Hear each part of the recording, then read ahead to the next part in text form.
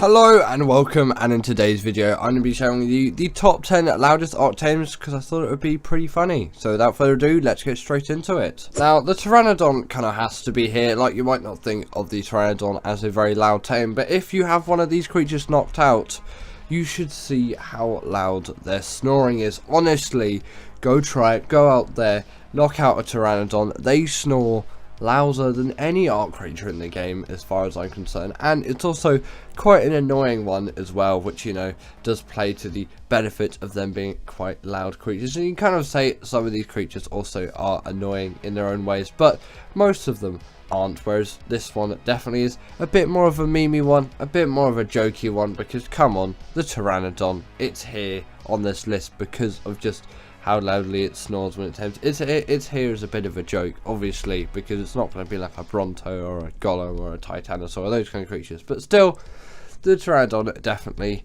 is a very, very loud snorer. Next up, we have got the Rock Drake, and come on, with a creature like this, you would expect it to be here, because if you have ever climbed around a surface on a Rock Drake, all you can hear is the clattering of its little claws over everything, and basically anything they do will be inherently noisy. There's not really any sneaking with these things whatsoever. The gliding obviously is noisy, just the general clattering of their claws on rocks are noisy, and just them landing and attacking, it's always constantly just the decibels are going flying when you're using one of these creatures. But it's definitely well worth it with a creature like this. They are insanely great creatures which can be found on Arbration. Not sure if they're on any other maps, to be honest, but, you know, leave a comment down below if they are. I'm not talking about mod maps, I'm just talking about general official ones, because I'm pretty sure it's Arbration exclusive, and they're really well adverse to that map. Like, you can pretty much get anywhere with absolute ease on Arbration with a Rock Drake. Other maps, they do struggle a little bit because there's a lack of things for them to grip onto, but still, they really do work on their home map and they're designed for it, so you can't really blame the designer of this creature for that. These are truly great creatures, would definitely recommend one, but if you really don't like the continuous sound of claws clattering on rock, then maybe this quite isn't the tame for you. Next up, we have got the Carno, an all-time favourite of mine, but still, with a creature like this, their foot stomps are so loud considering their size. Like, even something like an Aloe, I find they tend to be a little bit quieter, or at least to me. Maybe it's some kind of placebo making me feel like these things are even louder than they actually are, but who knows. But to me, they are very loud creatures. They are, that's probably what I meant there. You know, there's lots of different ways of saying the same thing, but, you know, that was wrong. Either way, these creatures, if you ever heard them, foot stomps, they are very, very loud with it. Like, you might be like, oh my god, there's a Rex attacking my base or something like that, and then you just find it's one of these things. That's why you always obviously turn off that camera shake scale, as who even bothers to have that on anymore? Like, I know the camera shake scale is there for, like, effect, but with some big creatures in the game, it's really annoying. And even with some non-big creatures like the Carno, the camera is shaking around like crazy, and it's simply something which I do not need. Although these are creatures which I use quite a lot, and I definitely do like, and obviously they deal the bleed ability as well. Just, that's generally quite a nice thing to have. And on top of that as well, they deal quite hefty amounts of damage on top of said bleed ability. They're quite mobile, small, agile, nimble carnivores, so that does help them.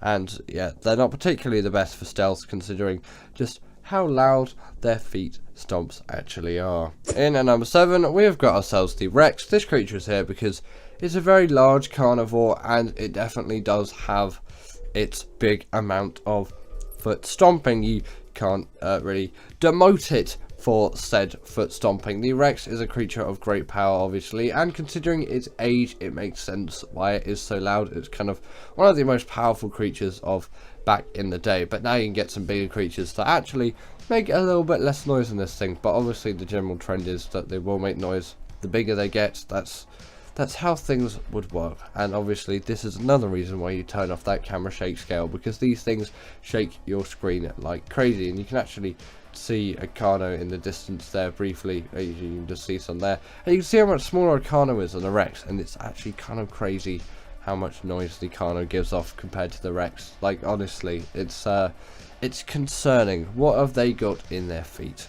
either way, the Rex, obviously a really great creature, capable of like boss fights and all of the above.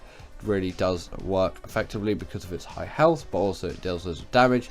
Not the best swimmers, but I don't think you're going to be using it for swimming, unlike AI said in one of my later videos, when AI was like, yeah, these things are pretty good at swimming. I really don't think they are. They're actually some of the worst carnivores for swimming out there, but you know, if you have to take them across some water, it's not going to be the most painful thing in the world, but not advised. Now we've got the Carcharodontosaurus, and this creature kind of did have to be here. Come on, this creature is of an immense size, and obviously with it you're going to get a lot of noise. You can say the Giga kind of falls into this as well, although that is a little bit later in the list for a bit of a different reason in a way. I feel like it's just has more damage output, not damage output, sorry, noise output than this creature. Again, this thing just seems a little bit quieter, and maybe partly because I've spent less time with the Giga. But either way, just talking about this creature, we'll save that for later on in the video.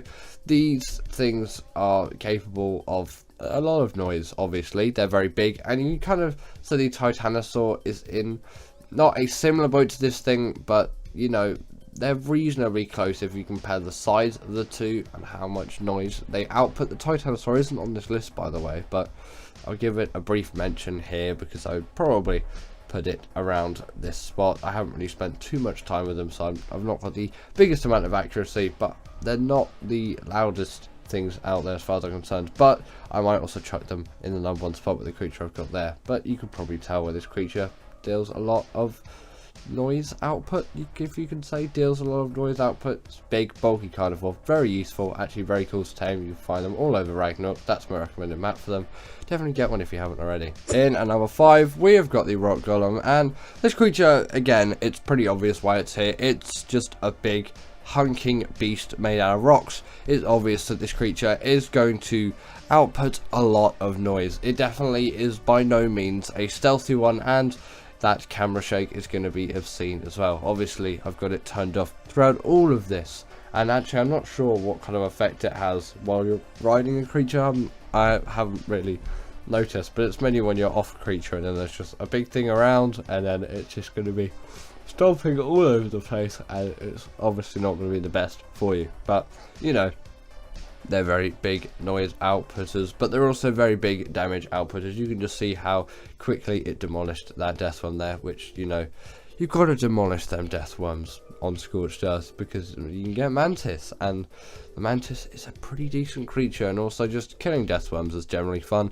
Do you like killing death worms? Comment that down below. Is that a thing you like? Is that a thing you don't like? Either way, very loud creatures, but for a very obvious reason. Now, next up on our list, we have got ourselves the Giga. Don't know what it is to me, but the Giga has always been much louder than the Carcharodontosaurus to me. Just from my perspective of things, it's just a big hunking beast that really does output a lot of noise, and obviously a lot of shake as well. You definitely do know when there is a Giga about, and also their roars are pretty loud as well, so you've got to watch out for all of that too. And you know, with all of that, you're going to get loads and loads of noise output. But again, it does make sense.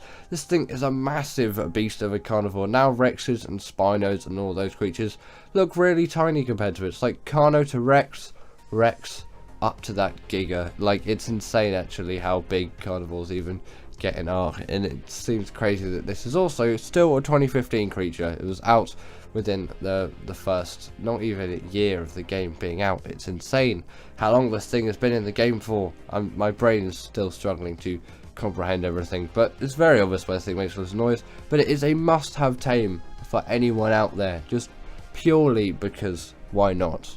And also just because, especially on Extinction, very useful for defeating the bosses, and obviously on PvP they're pretty good creatures as well, although the Carcharodontosaurus is better for that use, and for the bosses on Extinction. But you might as well tame them at some point if you haven't already, but I'm sure most of you have. In at number 3 we have got ourselves the Reaper, and their roar is so tremendously loud. I did have to put it in here, and also they're generally quite a bit of a stomper as well. It makes sense, they are of such high status on Arbration, they really do deserve to make a lot of noise in a way.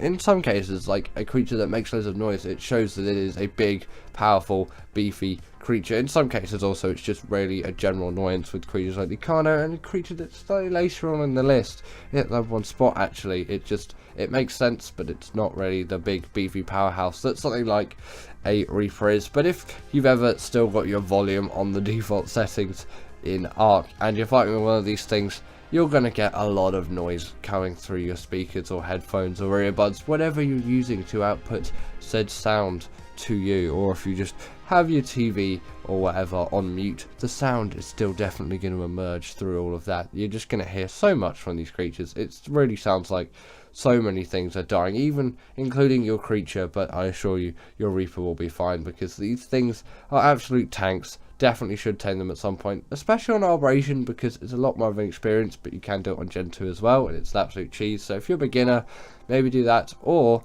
play through Arbration and get that experience of taming a Reaper through Arbration, because it's so much more satisfying, because it's a lot more difficult. In at the number 2 spot, we have got ourselves the Astrocetus, and it is definitely deserving of this, but it makes good sense as well. It is a massive, large, hunking beast of a creature, and when you close its mouth like that, you're going to get a lot of noise, and obviously its tail swish as well really is loud, but it's moving a heck of a lot of air, so it does make sense. But when you're in space, maybe not so much, because it's a vacuum, so sound can't travel. But anyway, we don't need to fact check all of it. Maybe space is not a vacuum in Ark. Maybe there are particles everywhere and sound can travel through it. Who knows? You know, it's not our own universe really, although the map of extinction is kind of supposed to be Earth, but we'll get around that. Maybe times are different. Physics has changed, physics has evolved, you know, but these are definitely really loud creatures. Makes sense, very obvious, and I'm sure everyone does know this by now. And at number 1, we've got the Bronto, and I guess I'll also put the Titanosaur here actually instead of where the Carcharodontosaurus was. They fit under the same boat. These aren't particularly powerful creatures, but they are very large ones, and I don't really know why. To me, they seem like the absolute loudest creatures in the game, and also maybe quite an annoying one as well, with them just stomping all over the place. And if you have that camera shake on, your screen is going to be shaking like crazy. You can't see anything, and they're just so loud, and for some reason so continuous, and they'll just walk all over your bases for no reason, unless you have turrets, of course. Then they'll be dead soon, hopefully, but they are pretty tanky, so it will take a bit, which is why I just really try and not build a base in a Bronto. If I'm just building a base and then there's a Bronto in the area, I'm like, time to move. The Bronto cannot be near the base, I'm sorry. But then if a Bronto does spawn near the base later on, then that's just a shame, and the first thing I'll probably do is kill the Bronto, or maybe the Titanosaur, but they tend to not be as annoying because they're a lot rarer. Hello and welcome, and in today's video I'm going to share with you the top 10 most undervalued Ark tames. So without further ado, let's get straight into it. In at number 10, we have got the Megalodon, and this creature is here just simply because, like, I find with ocean creatures, people go for Basilos and creatures like that, and maybe Moses in the case of some bosses, and I feel like, you know, it's a bit undervalued in that sense, because, like, you know, it's the Megalodon. You would think that people would be taming this tons and tons, and they'd just be taming these things all over the place, but actually, from experience, people don't really tame these things that much, and I think that's a little bit of an undervaluement, if you will, because, you know, these creatures are actually pretty decent, and they deal the bleed ability, and yeah, maybe they're not as strong as something like a Mosa. I still find they are quite useful for just general underwater travel, and it's partly because I have a bias to Megalodons, because I'm not really a hater of these things. I love these things. I've been taming these things for years and years now, and obviously I'm going to be biased towards the creatures on this list, but I just find it's undervalued, and I feel like people should be taming this creature more, as I don't think it gets what it deserves, really. So just to pause the video briefly, I do really need to talk about my Patreon, which you can find on Patreon. Of course, it is going to really add to your experience with this channel. At least it is, in my opinion, purely because the Patreon has way more content out there for you to experience, and you get all of the big videos, and the channel's going towards bigger videos now a week early. So there's a video already out on the Patreon, which is why Ark is Ark worth it in 2024. I'll put it on screen now, and if you want to see it, then you can only see it on Patreon, or you can become a YouTube member. But I think Patreon is going to be the right choice for you. So if you really feel like you want to join the Patreon, then join. We've already got a couple of members there already, and I hope you're going to be the next. Next up, we have got the Baryonyx, and this creature is here just because the Barry is one of those tames where I find they're so useful for doing caving, and people these days don't really use them that much, and I kind of feel like that's a shame really. These creatures are just so nicely and heavily used, or at least they were heavily used back in the day, and it seems like there's been a bit of a drop off with these things, and people tend to talk about them less and less. And yes, they're not the newest creatures out there, and maybe there are some other creatures which you might prefer for doing caving. That's perfectly acceptable, but I think people should still be taming these things and using these things. And I'm not saying like no one tames these things and that's a shame. I'm saying like people should tame these things more and experience them more, as loads of people actually just go caving on foot and they don't even bring a creature in, and they end up just dying loads of times. Like in cases like that, a Baryonyx can be really useful, especially considering on ASA at the moment you haven't got shadow mains and things like that, and you know they're so useful for that I find they really should be tamed more, and I think that they definitely do deserve more as creatures. It makes sense to tame them, but people these days are being a little bit more skimpish with them. Now, I also did want to put the Moser here as well. I did talk about earlier how, like, yeah, Mosers are stronger than Megalodons. They definitely are, but I find that these creatures are in some ways even more undervalued, and they definitely do need a lot more work than the Megalodon to become some really great creatures. Obviously, you got the X-Mosers and X-Megs on Gen 1, but still, the Moser these days actually isn't as used as much as you might think. It's not really used at all. Maybe you might use it for the Moder boss fights, but I find Spinos are commonly used in the case instead of Mosers for that, although people have obviously used Mosers for it. But now with loads of new sea creatures out with like mods and all of that, the Moser just seems very basic and in a lot of ways not really worth taming, and I think that's a bit of a shame. They definitely could do some TLC, especially for the Moser over the Megalodon. And yeah, like people just don't tame them as much as they used to, and you know they're supposed to kind of be the kings of the ocean, so in that sense it is quite a shame. In at number 7 we have got the Carb Enemies, and this creature is here just simply because, like, you know, it's so commonly just basically used as bait, essentially, in a way. Not exactly bait, but people just use these things to get loads of keratin out of them, and I find that actually as a tame creature they're pretty decent. And yes, maybe they're not the fastest in the world. This does have some increased speed, if you're wondering, by the way, because they are a lot slower than this usually. They're actually pretty decent at swimming in the water, and they're not the slowest things in the world, and give you a good introduction to that. You also, just as a general creature, they're just nice to have. It's useful to have a Carb Enemies, and yes, maybe they're not essential. I find if maybe they got a little bit of TLC, they really could be some great creatures which people use, like the Trike and the Stego. It could go to that extent if Wildcard gave these things a little bit more thoughts, because they're not really thought of commonly just as a general thing. You just think Carb Enemies is like, oh, the source of keratin, and that's kind of all you think of them. But if you think of them as a tame and actually try and get some use out of them, you'll find that these creatures are actually pretty decent as just a general underwater creature in the early stages of the game, and I definitely do use them for that quite a bit. And although yes, again, their speed is not the best, that is not going to be your main concern, especially in the early stages of the game.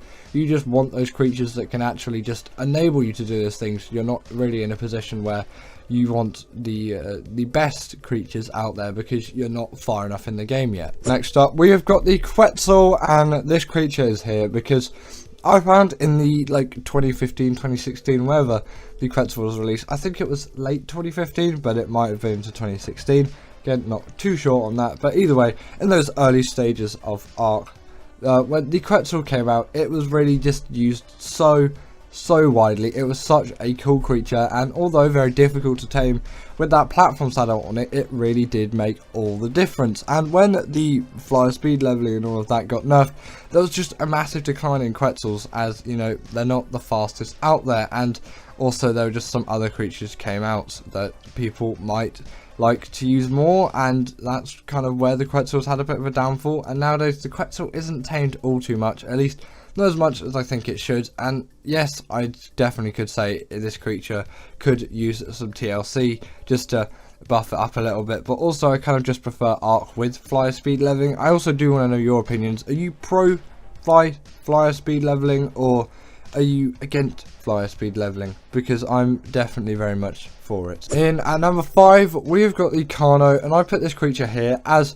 just people seem to dismiss the Carno for something like an Aloe, and although yes, that is objectively a better creature, I find that the Carno can be just extremely useful as quite an early on carnivore. You don't even need that saddle yet, and if you're on ASA, saddles are very easy to come by in drops, and also you can just kill an adult one, and then if it has a baby one attached to it, it's just such an easy, simple way of taming a Carno. Or you can just tame one the traditional way. It's really not that difficult whatsoever, and once you have one, they are a carnivore that can deal loads of bleed damage and just generally have quite a nice amount of mobility and quite a nice size as well. You can be pretty stealthy on a Carno, and although yes, maybe their footsteps are a bit louder than you might expect, you can be reasonably well hidden with a Carno, which maybe something like an Aloe or something larger than that, you would struggle a little bit, because you know, Rexes kind of stick out a lot more than a Carno. Carnos just, they're a little bit more reserved, and I like them for that. They're a good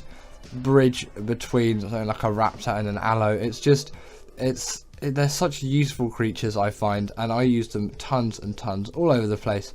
And I find people really discount these creatures for creatures like Aloes, like I've said before, and I kind of find that's a shame, because I think these really do stand by themselves for being really great creatures. And obviously because of that, I'm going to put them on this list, because I find that they definitely are undervalued creatures, and I wish that people paid them a little bit more respect, as I think it is definitely well deserved. In at number 4, we've got the UT, and the UT isn't here just because people don't really use it. I find it's undervalued for its versatility, because people just use these things in boss fights for that one case where you can buff your creatures, and that's it. People won't use them for other things, and I find that is a huge waste of a creature like this, as they're capable of dealing tons of damage, and you can even just use them to fight bosses with, although that's not my preferred use. They're just really great carnivores that can traverse maps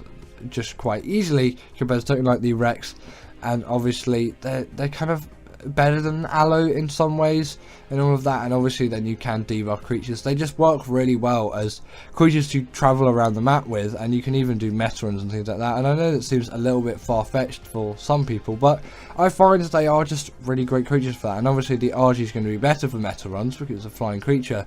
Still, you could do quite a lot with something like a UT apart from just use it for fighting bosses. And I want to know, what do you use the UT for apart from in bosses? Because I'm not too sure if there's many people out there that use the UT for many other things apart from that, and that's why I think it's undervalued. I don't think it's undervalued as in people don't use this creature or care about this creature, because they do, but it's undervalued for its versatility. In at number 3, we've got the gas bags, and this creature is here just because I find it can just be a really useful Ark creature in general, and people don't really use it. And yes, there is a bit of a learning curve, and by the time I recorded this B-roll, I really wasn't great at flying this thing, but now I'm quite a significant amount better. I'm not going to say I'm a god at flying this thing, but I can actually get it to kind of move where I like. So I do excuse in advance my quite terrible gas bag flying, because yeah, I really did not do a great job with this B-roll. I have to re-record it at some point and, you know, get it all looking like I can't, that I can fly the gas bag instead of I can't. But either way, these creatures insanely useful just as a general tank as well.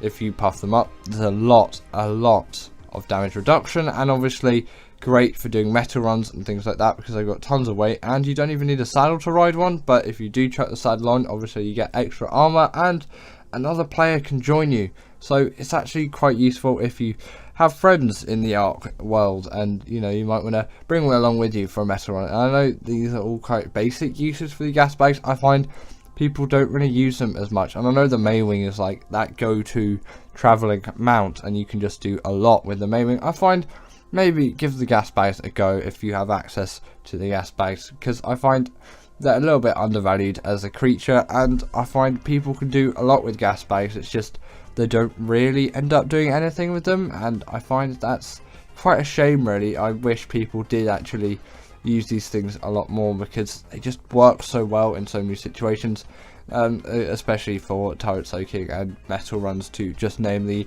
main two that they use for. So yes, gas bags, really undervalued creature in my opinion, and I hope that more people use this creature going into the future. In at number 2, we have got the Crystal Wyvern, and this creature is simply here because I find compared to the normal Wyverns, these are extremely undervalued, and people have been saying that the Ember Crystal Wyvern is really a highlight for them. For me, it's the Blood Crystal Wyvern. Obviously, this I'm pretty sure is neither. It's just a Tropical Crystal Wyvern. They really are so useful, and a few people in my community have been saying yes, they definitely do really agree with this, and the general consensus is, oh, the Crystal Wyverns are just not as strong as Wyverns, but actually I find they're even more effective than all Wyverns, and that obviously does come from the fact that the taming method is a lot easier. Yes, it is capped behind level 60, and also you have to knock out one to get the primary crystal in the first place, but once you've done that, it's not really that difficult, and even that bit isn't difficult whatsoever. So you know, these things are ridiculously easy to tame, and they're just such good creatures. They really do have to be on this list because people extremely undervalue them, and I find that they need to be on this list because they need more attention. They really do deserve it. They are great creatures which are strong in all aspects, apart from turning circles, but you know, that's not great on the Wyvern anyway, and I just find they're so useful for so many things, even more so than the Wyvern, although they're kind of the same creature, although I do find these are better because they're just easier to tame and there's a lot less of a lengthy process you have to go through to get them. I really do find they're extremely effective, and I wish people use these creatures more. And in at number 1, we've got the Bloodstalker, and this creature is here because I find, yes, people do use it for traveling and all of that. It gets a bit undervalued over the Maywing, and I find it can be really effective. Also, I do excuse my Bloodstalker flying. Really was not the best at flying it back when I recorded this B-roll, but I assure you I'm better now. And obviously I'm going to have to re-record those gas bags and Bloodstalker B-rolls. I will add it onto my list of stuff to do, but also I find that these are the best ocean creature out there. I know they're not ocean creatures, but they're the best kind of dealing with the underwater environment in my opinion, and I didn't show any of that in this B-roll, which is another reason why I really do need to re-record it. Either way, these creatures are just so great at traversing underwater environments. They're so quick and speedy, and they can deal quite hefty amounts of damage as well, which you might not expect. And maybe you're not going to take it to do alpha creatures, but you can just easily zip away from them. Also on top of that, they can glide on the top of the water as well, so kind of just to escape danger even more, you can just simply skim across the top of the water and get out of the way of all of those creatures that are trying to attack you. And also on top of that, you kind of do have like an awesome spyglass, but without the need for an awesome spyglass, so you can see the aggros of all the creatures. Extremely useful, especially in an underwater environment when the visibility isn't quite as great as obviously just on land. So I do find they're extremely useful for everything like that as well. And obviously if you're on Gen 1, you can warrant loads and loads of use out of these things. They're kind of like rock drakes in that sense. They are like a creature which you essentially really have to use for that purpose. So yes, in my opinion, the Bloodstalker is the most undervalued creature for what I think it could do. I just find people don't use it for that, and that's why I put it in at number 1. And give it up for our patrons, Ekaterina Puchkova and Karina Thorne, Dominic Maciejewski, sorry about that name, and everyone else that's on this list. All the people I've mentioned are paid members, and if you feel like that's something you want a shout out at the end of the video, go join the Patreon or become a paid YouTube member.